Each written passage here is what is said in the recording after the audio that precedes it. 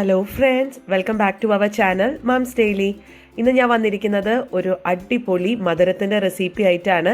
ഇന്ന് നമ്മൾ ഉണ്ടാക്കാൻ പോകുന്നത് ഒരു റോസ് മിൽക്ക് പുഡിംഗ് ആണ്. ഇതിന് റോസ് മിൽക്ക് പുഡിംഗ് എന്നും അതുപോലെ തന്നെ ട്രെസ് ലെച്ചസ് കേക്ക് എന്നും ഒക്കെ പറയുന്ന ഒരു സംഭവമാണ്. അപ്പോൾ ഇന്ന് ഇത് എൻ്റേതായ ഒരു വേർഷനിലാണ് ഞാൻ ഉണ്ടാക്കുന്നത്.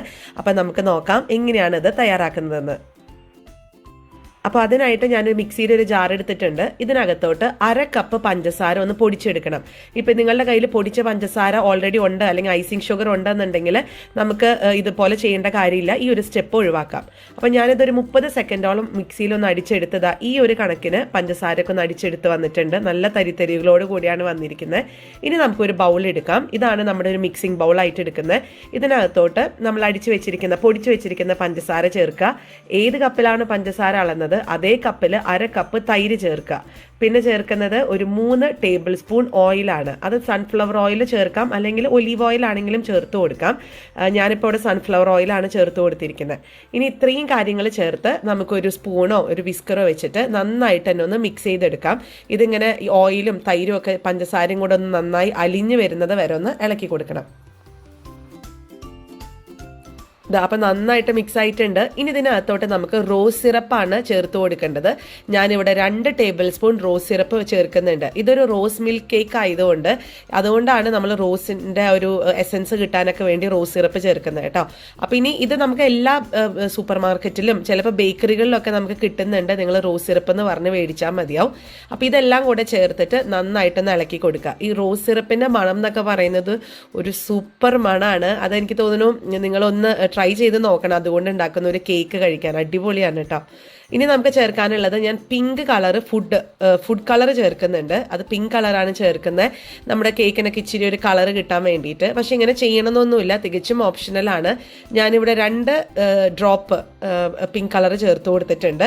എന്നിട്ട് ഒന്നും കൂടി ഒന്ന് മിക്സ് ചെയ്യുന്നുണ്ട്. ഇനി പിങ്ക് കളർ വേണ്ട, ഈ റോസ് സിറപ്പിന് തന്നെ അത്യാവശ്യം ഒരു പിങ്ക് കളർ ഉള്ളതാണ് കേട്ടോ. അപ്പോൾ അതുകൊണ്ട് ചേർക്കണമെന്ന് നിർബന്ധമൊന്നുമില്ല ആ ഒരു പിങ്ക് ഫുഡ് കളർ. ഇനി ചേർക്കുന്നത് 1/2 കപ്പ് പാല്. ഇത് റൂം ടെമ്പറേച്ചറിലുള്ള പാലാണ്. ഞാനത് പറയാൻ മറന്നുപോയി. നമ്മൾ കേക്കോ അല്ലെങ്കിൽ പുഡിംഗ് ഒക്കെ ഉണ്ടാക്കുമ്പോൾ എല്ലാം റൂം ടെമ്പറേച്ചറിലുള്ളത് എടുക്കാൻ നോക്കുക. പ്രത്യേകിച്ച് ക്രീമൊക്കെ ഉണ്ടാക്കുമ്പോൾ ക്രീം തണുത്തത് എടുക്കണം കേട്ടോ. ഞാൻ പറഞ്ഞത് പാല്, അതുപോലെ തൈര്, ഇതൊക്കെ റൂം ടെമ്പറേച്ചറിലുള്ള കാര്യങ്ങളൊക്കെയാണ് ചേർത്തിരിക്കുന്നത്. ഇനി നമുക്ക് ഇതിനകത്തോട്ട് പൊടികൾ ചേർക്കണം. അതിനായിട്ട് ആദ്യം ഒരു അരിപ്പ് എടുത്തിട്ടുണ്ട്. അതിനകത്തോട്ടാണ് പൊടികൾ ചേർത്ത് കൊടുക്കുന്നത്. അപ്പോൾ ആദ്യം 1 കപ്പ് ഗോതമ്പ് പൊടി ചേർത്ത് കൊടുക്കുക. നമുക്കിത് മൈദപ്പൊടി വെച്ചിട്ട് ഉണ്ടാക്കിയെടുക്കാവുന്നതാണ്. ഞാൻ എപ്പോഴും ഗോതമ്പ് പൊടി വെച്ചിട്ടാണ് അധികം കേക്കുകൾ ഉണ്ടാക്കാറ്. ഇനി ചേർക്കുന്നത് 1/2 ടീസ്പൂൺ വരുന്ന ബേക്കിംഗ് പൗഡർ, അതുപോലെ 1/4 ടീസ്പൂൺ ബേക്കിംഗ് സോഡ, പിന്നെ 1-2 നുള്ളു ഉപ്പ്, ആ മധുരമൊക്കെ ഒന്ന് ബാലൻസ് ചെയ്യാൻ വേണ്ടിയിട്ട്. ഇത്രയും കാര്യങ്ങൾ ചേർത്ത് നന്നായിട്ട് തന്നെ ഒന്ന് നമുക്ക് അരിച്ചെടുക്കണം. അരിച്ചെടുക്കുമ്പോൾ ഇതിൽ ചെറിയ ചെറിയ കട്ടകളൊക്കെ ഉണ്ടാവും. അപ്പോൾ അത് നമ്മൾ അരിക്കാതെ ഇടുവാണെങ്കിൽ, ഞാൻ എപ്പോഴും പറയാറുണ്ട് എൻ്റെ വീഡിയോസിലൊക്കെ, അങ്ങനെ അരിച്ചിട്ട് വേണം ഇടാൻ. അരിക്കാതെ ഇടുമ്പോഴത്തേക്കും ഇപ്പോൾ ഈ കാണുന്ന കട്ടകളെല്ലാം നമ്മുടെ കേക്കിൽ കിടക്കും. അന്നേരം നമ്മുടെ കേക്കിൻ്റെ അകമൊക്കെ ഇങ്ങനെ ഒരുമാതിരി എയറൊക്കെ ഇരുന്ന് ഒരു സുഖം ഉണ്ടാവില്ല, കഴിക്കാൻ സോഫ്റ്റ് ആവില്ല. അപ്പോൾ അതുകൊണ്ടാണ് അരിക്കുന്നത്. ഇനി നമുക്കിത് നന്നായിട്ട് തന്നെ മിക്സ് ചെയ്ത് ഈ കേക്കിൻ്റെ ഒരു ബാറ്ററിൻ്റെ കൺസിസ്റ്റൻസിയിലോട്ട് കൊണ്ടുവരണം. എനിക്കിവിടെ അളവുകളെല്ലാം കറക്റ്റ് ആയിരുന്നു. ഞാൻ എടുത്തിട്ടുള്ള 1/2 കപ്പ് എന്നുള്ള ആ ഒരു അളവ്, അതുപോലെ 1 കപ്പ് ഗോതമ്പ് പൊടി, ഇതൊക്കെ കറക്റ്റ് ആയിരുന്നത് കൊണ്ട് എൻ്റെ ബാറ്ററും നല്ല രീതിയിൽ തന്നെ വന്നിട്ടുണ്ടായിരുന്നു. അപ്പോൾ ഇനി മിക്സ് ചെയ്ത് കൊടുക്കാം. അങ്ങനെ നമ്മുടെ ബാറ്റർ ഇവിടെ റെഡിയാണ്. കണ്ടോ, നല്ല പിങ്ക് കളറിൽ. പിന്നെ ഇതിൻ്റെ ഒരു കൺസിസ്റ്റൻസി എന്ന് പറയുന്നത്, നമ്മൾ ഇതുപോലെ ഇങ്ങനെ കണ്ടോ, മടക്ക് പോലെ ഇങ്ങനെ ഇരിക്കണം നമ്മുടെ ബാറ്റർ. അതാണ് ഇതിൻ്റെ പരുവം എന്ന് പറയുന്നത്. അപ്പോൾ ഇത് കേക്ക് ഉണ്ടാക്കാനായിട്ട് ഞാൻ ഇന്ന് ഒരു ഗ്ലാസിൻ്റെ ബൗളാണ് എടുത്തിരിക്കുന്നത്. അപ്പോൾ നിങ്ങൾക്കിത് കേക്ക് ടിന്ന് വെച്ചിട്ടോ ചായപാത്രത്തിലോ സ്റ്റീൽ പാത്രത്തിലോ എന്ത് പാത്രത്തിലും വെക്കാം. ഇനിയിപ്പോൾ ഈ ഒരു ഗ്ലാസ് ബൗളിൽ വെച്ചൊന്ന് ഓർത്തിട്ട് ഗ്ലാസ് ബൗൾ പൊട്ടിപ്പോകുന്നില്ല കേട്ടോ. നല്ല കട്ടിയുള്ള ഒരു ഗ്ലാസ് ബൗൾ എടുക്കാൻ ശ്രദ്ധിക്കുക. അപ്പോൾ നിങ്ങൾ ഏത് പാത്രമാണ് എടുക്കുന്നത് അതിനകത്തോട്ട് ഞാൻ ജസ്റ്റ് കുറച്ചൊന്ന് ഓയിലൊന്ന് തൂത്ത് കൊടുക്കുന്നുണ്ട്. നമ്മൾ ഈ കേക്ക് മറിച്ചെടുക്കുന്നൊന്നുമില്ല. ഞാൻ ഇതിനകത്ത് വെച്ചിട്ട് തന്നെയാണ് ബാക്കിയുള്ള കാര്യങ്ങളൊക്കെ സെറ്റ് ചെയ്യുന്നത്. എങ്കിലും ഞാൻ അല്പം എണ്ണ തേച്ച് കൊടുത്തിട്ടുണ്ട്. ഇനി നമുക്ക് ഇതിനകത്തോട്ട് നമ്മൾ തയ്യാറാക്കി വെച്ചിരിക്കുന്ന ബാറ്റർ ഒന്ന് ഒഴിച്ചു കൊടുക്കണം. അതിനുശേഷം ഞാനൊരു സ്പാച്ചിൽ വെച്ചിട്ട് ജസ്റ്റ് ഒന്ന് ലെവൽ ചെയ്ത് കൊടുക്കുന്നുണ്ട്. എന്നിട്ട് നന്നായിട്ട് തട്ടിക്കൊടുക്കുമ്പോഴാണ് ഇതിലത്തെ എയർ ബബിൾസ് ഒക്കെ പോയി നമ്മുടെ കേക്കൊക്കെ ഉള്ളിൽ നല്ല സോഫ്റ്റ് ആയിട്ട് വരത്തുള്ളൂ. അപ്പോൾ ഞാനൊന്ന് തട്ടിക്കൊടുക്കുന്നുണ്ട്. അങ്ങനെ നമ്മുടെ കേക്ക് ബാറ്റർ ഇവിടെ റെഡിയാണ്. അപ്പോൾ ഇതൊന്ന് ബേക്ക് ചെയ്യാനായിട്ട് ഓവനൊന്നുമില്ല, നമ്മൾ അടിക്കട്ടികൾ ഒരു പാത്രം അടുപ്പത്ത് വെച്ച് 5 മിനിറ്റ് മീഡിയം ഫ്ലെയിമിൽ ഒന്ന് പ്രീ ഹീറ്റ് ചെയ്തിട്ടുണ്ടായിരുന്നു, ഒന്ന് ചൂടാക്കുക 5 മിനിറ്റോളം. അപ്പോൾ ഇതിൻ്റെ ചൂട് ഞാൻ കാണിക്കാം. അതിനായിട്ട് അല്പം വെള്ളം തെളിക്കുന്നുണ്ട്, കണ്ടോ നല്ല ചൂടായിട്ടിരിക്കുന്നുണ്ട് പാത്രം.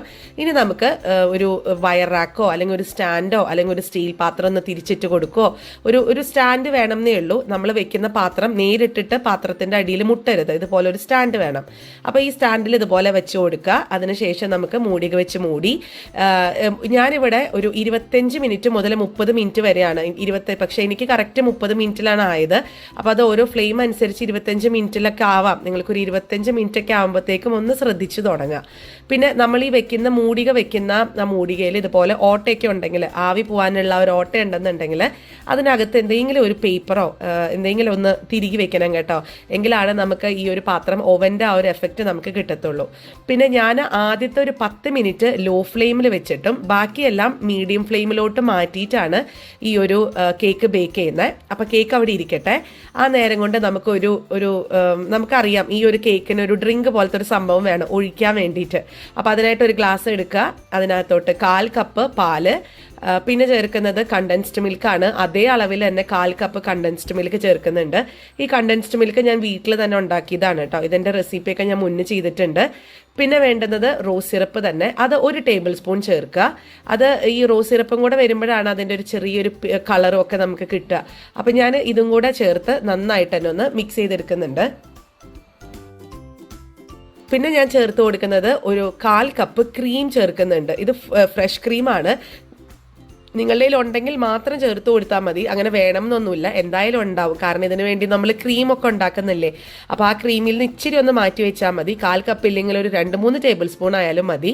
പിന്നെ ചേർത്ത് കൊടുക്കുന്നത് ഒരു 1/2 ടേബിൾ സ്പൂൺ പഞ്ചസാര. നമ്മൾ കണ്ടൻസ്ഡ് മിൽക്ക് ചേർത്തിട്ടുണ്ട് എന്നുണ്ടെങ്കിലും ആ ഒരു പഞ്ചസാരയും കൂടെ വരുമ്പോഴാണ് രുചി വരിക. അപ്പോൾ അതാ ഞാൻ നന്നായിട്ട് മിക്സ് ചെയ്തെടുത്തിട്ടുണ്ട്. ഇതാണ് ഇതിൻ്റെ ഒരു പരുവം. ഈ ട്രസ് ലെച്ചസ് കേക്കിനൊക്കെ ഇത് നമ്മൾ ഒഴിച്ചിട്ടാണ് ഈ കേക്ക് അല്ലെങ്കിൽ ആ പുഡിംഗ് എന്നൊക്കെ പറയുന്ന സംഭവം കഴിക്കാൻ പോകുന്നത്. അപ്പോൾ ഇവിടെ 30 മിനിറ്റ് ആയി നമ്മുടെ കേക്ക് ഒന്ന് ഞാൻ തുറന്ന് നോക്കുകയാണ്. നല്ല പെർഫെക്റ്റ് ആയിട്ട് വന്നിട്ടുണ്ട്. അപ്പം ഞാൻ ഓൾറെഡി ഒരു 25 മിനിറ്റ് ആയപ്പോൾ ഒന്ന് കുത്തിയിട്ടുണ്ടായിരുന്നു കേട്ടോ. അതാണ് അവിടെ ഒരു ഓട്ട കാണുന്നത്. അപ്പം അന്നേരം ആയിട്ടുണ്ടായിരുന്നില്ല. പക്ഷെ ഇപ്പോൾ നോക്കി കഴിഞ്ഞപ്പോൾ അതാ കണ്ടോ, ഒട്ടും തന്നെ സ്ക്യൂവറിലൊന്നും ഒട്ടിപ്പിടിച്ചിരിക്കുന്നില്ല. അപ്പം നമ്മുടെ കേക്ക് റെഡിയാണ്. ഞാൻ ചെറുതായിട്ടൊന്ന് തൊട്ട് നോക്കുന്നുണ്ട്. അപ്പോൾ അതിൻ്റെ മേൽഭാഗമൊക്കെ ആണെങ്കിലും നല്ല പെർഫെക്റ്റ് ആയിട്ട് വന്നിട്ടുണ്ട്. അപ്പോൾ ഇനി ഇത് നമുക്ക് കൗണ്ടർ ടോപ്പിലൊന്ന് മാറ്റി വെച്ചിട്ടുണ്ട്. ഇതൊന്ന് ചൂടാറട്ടെ. ചെറുതായിട്ടൊന്ന് ചൂടാറിയാൽ മതി, മുഴുവൻ ചൂടാറണ്ട. ഇപ്പോൾ ഇവിടെ ഒരു 3 മിനിറ്റ് കഴിഞ്ഞു. ഞാൻ ഇനി ഇത് ചൂടോട് കൂടെ തന്നെയാണ്, എനിക്കറിയില്ല എല്ലാവരും അങ്ങനെയാണോ ചെയ്യണതെന്ന്, എനിക്ക് എപ്പോഴും പെർഫെക്റ്റ് ആയിട്ട് കിട്ടുക ആ ചെറു ചൂടോട് കൂടെ. നമുക്ക് ഇതിൽ ഒരു സ്ക്യൂവർ വെച്ചിട്ടോ അല്ലെങ്കിൽ ഒരു കുഞ്ഞ് പപ്പടക്കോലൊക്കെ വെച്ചിട്ടൊക്കെ നമുക്ക് ഇതുപോലെ ഒന്ന് പോക്ക് ചെയ്യാന്ന് പറയും, അല്ലെങ്കിൽ കുത്തി കൊടുക്കുക. ഇതിനകത്തോട്ട് നമ്മൾ ഈ ഒരു മിൽക്ക് ഒഴിക്കുന്നുണ്ട്, നമ്മൾ നേരത്തെ തയ്യാറാക്കി വെച്ചിട്ടുള്ള മിൽക്ക്.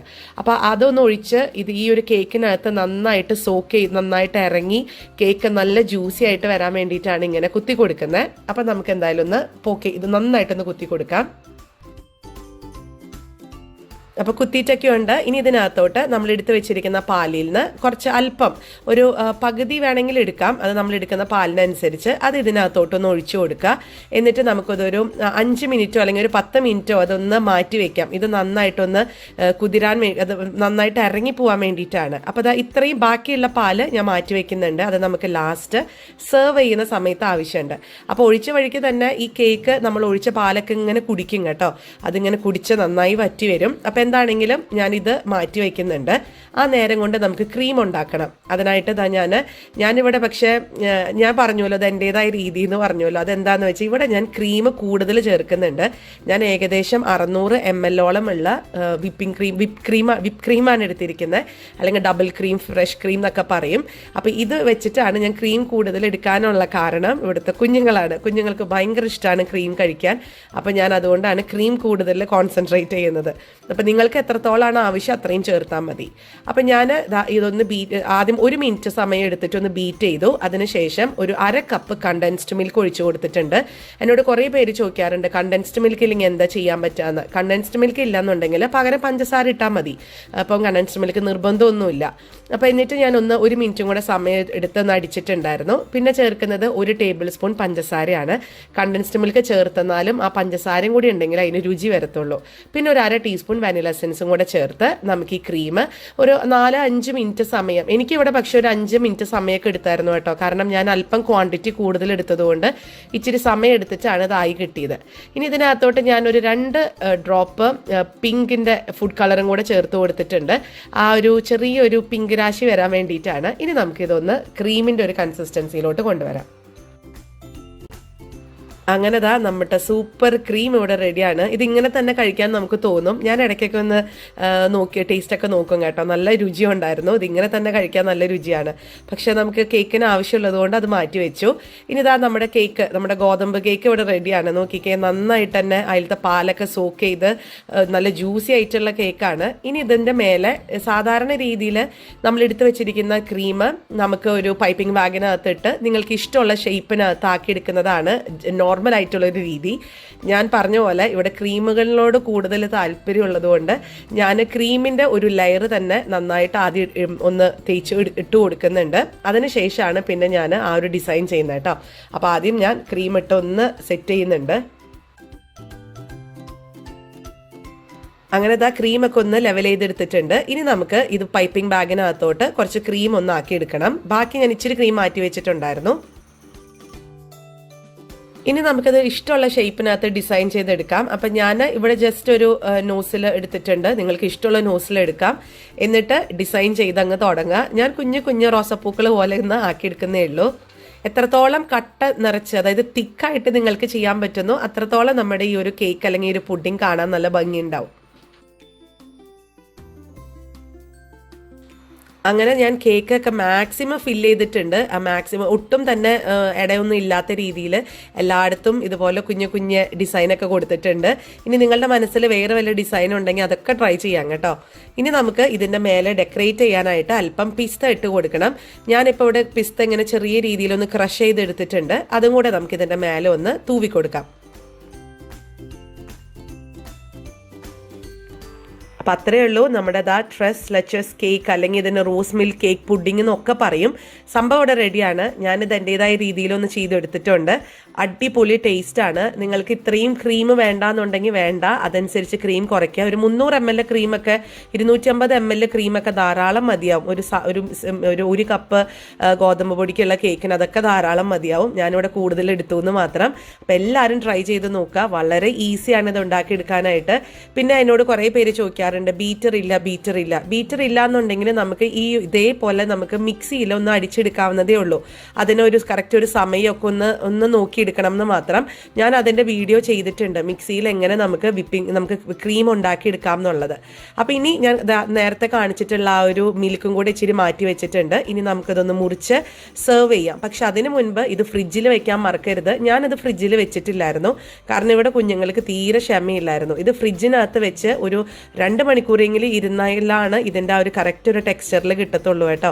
ഞാനിപ്പോൾ ഇവിടെ എന്നെ അറിയുന്നവർക്ക് അറിയുന്നുണ്ടാവും, എനിക്ക് 4 കുഞ്ഞുങ്ങളുണ്ട്. 4 പേരും എൻ്റെ ചുറ്റും ഇങ്ങനെ നിൽക്കുന്നുണ്ട് ഇത് കഴിക്കാൻ വേണ്ടിയിട്ട്. അപ്പോൾ അതുകൊണ്ട് ഞാൻ ഫ്രിഡ്ജിനകത്ത് വെച്ച് അവരെ കൊതിപ്പിക്കണമൊന്നുമില്ല, ഉടനെ തന്നെ ഞാൻ സെർവ് ചെയ്തു. അപ്പോൾ അതുകൊണ്ടാണ് ക്രീം ഇച്ചിരി കൂടെ ഒന്ന് സ്റ്റിഫായിട്ടിരുന്ന് കഴിഞ്ഞാൽ നല്ലതാണ്. അപ്പോൾ ഇനി നമ്മൾ സെർവ് ചെയ്യുന്ന ആ ഒരു പ്ലേറ്റിനകത്ത് ആ പാലും കൂടെ ചുറ്റും ഒന്ന് ഒഴിച്ചു കൊടുത്തു കഴിഞ്ഞാൽ സൂപ്പറാണ് കേട്ടോ. നല്ല യമ്മിയാണ്. എല്ലാവരും ട്രൈ ചെയ്ത് നോക്കുക, ഞാൻ വെറുതെ പറയല്ല. ഇഷ്ടപ്പെട്ട് കഴിഞ്ഞാൽ നിങ്ങൾ ലൈക്ക് ചെയ്യാനും ഷെയർ ചെയ്യാനും കമൻറ്റ് ചെയ്യാനൊന്നും മറക്കരുത്. അതുപോലെ നമ്മുടെ ഈ ചാനൽ ആദ്യമായിട്ടാണ് കാണുന്നതെങ്കിൽ സബ്സ്ക്രൈബ് ചെയ്യാനും മറക്കരുത്. അപ്പോൾ അടുത്തൊരു വീഡിയോ ആയിട്ട് നമുക്ക് ഉടനെ കാണാം. അൻറ്റിൽ ദെൻ ബൈ.